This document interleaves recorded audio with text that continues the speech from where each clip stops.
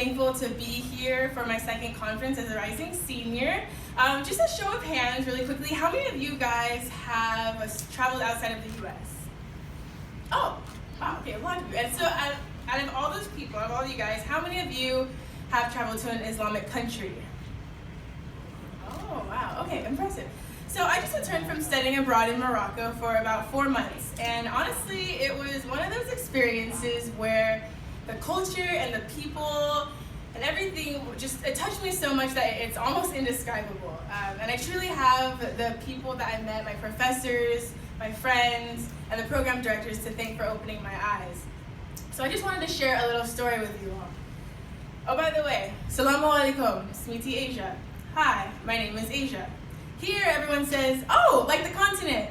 I'm like, yeah, okay. In Morocco, it was, oh, you're Aisha. Aisha, like Muhammad's third wife.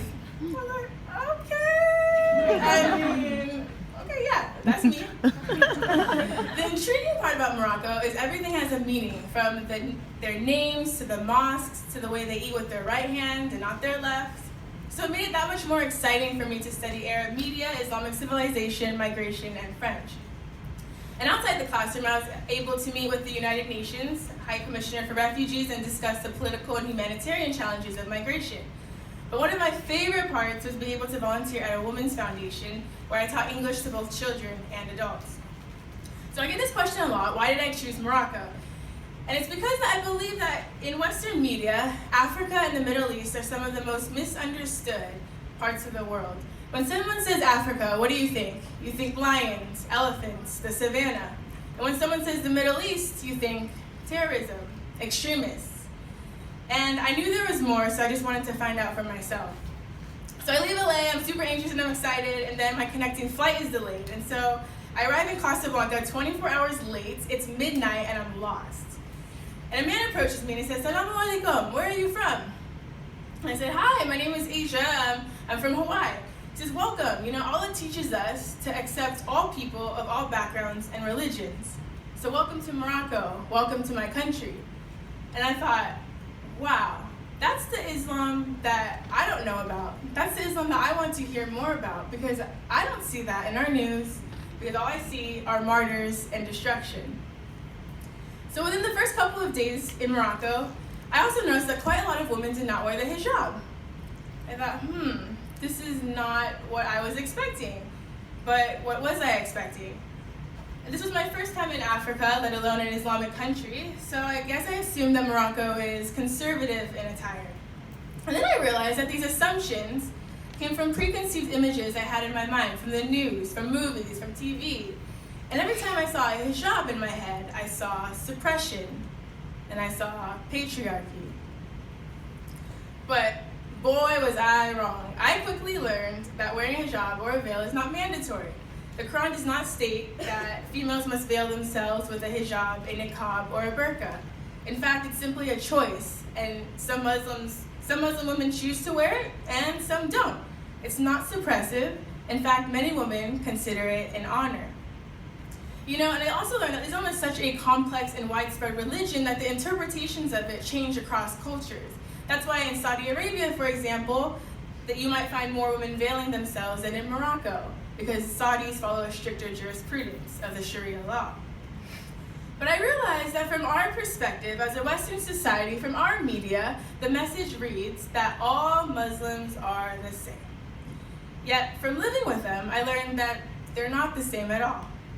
The practice changes between religions, between regions, between cultures, and across time. You know, one thing the media did get right, though, is the Sahara Desert. It is absolutely stunning, straight out of Aladdin, I promise. So one day my professor invited me to attend his English language class at a Moroccan university. So I went, and the students were so enthusiastic to learn from American students, and they asked me tons of questions, and so finally it was my turn to ask them something.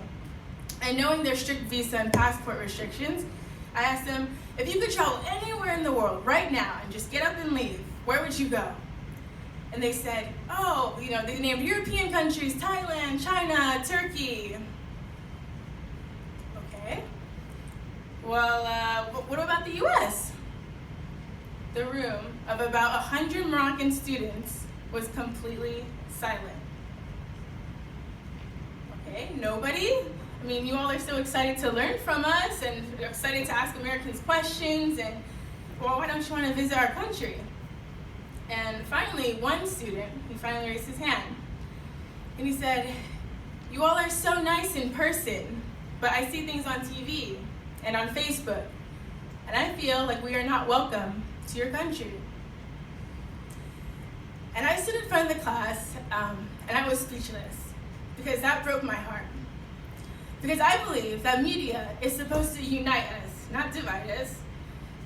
Media is supposed to help us learn from one another. It's supposed to act as a bridge between cultures, not a producer of misunderstandings. Media is supposed to be the eyes and the ears of our world. It's supposed to show our little brothers and our little sisters and our little cousins what life is like in Tanzania, or that what life is like traveling without traffic lights in Bhutan, or that not all Americans are those saying, "Go back to where you came from." So in that moment, I was reminded that how we represent ourselves, other cultures, people, and events in the media affects perceptions across the globe. And we, as Emma Bowens, as the future of media, must work to portray more diverse, more accurate, and more authentic representations. We need to learn more to tell more. So my message is simple.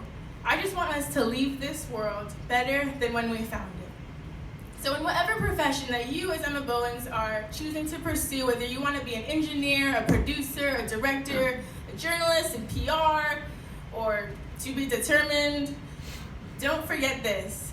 Don't ever forget that you live in a world with 7 billion other people. It's not just about you and your life in New York. It's not just about us. And it's definitely not just about the United States. Don't ever forget that there are 7 billion other people in the world. 7 billion other cultures, 7 billion other identities, and 7 billion other narratives. From living in Morocco, I've learned that the true meaning of life comes from understanding each other through different lenses. You know, this world is made up of so many different perspectives, and oftentimes there is no right and there is no wrong. It's just someone's perspective or a culture's point of view. And when you can live by acknowledging, accepting, and learning from another's perspective than just your own, you will then see the beauty in life. Thank you.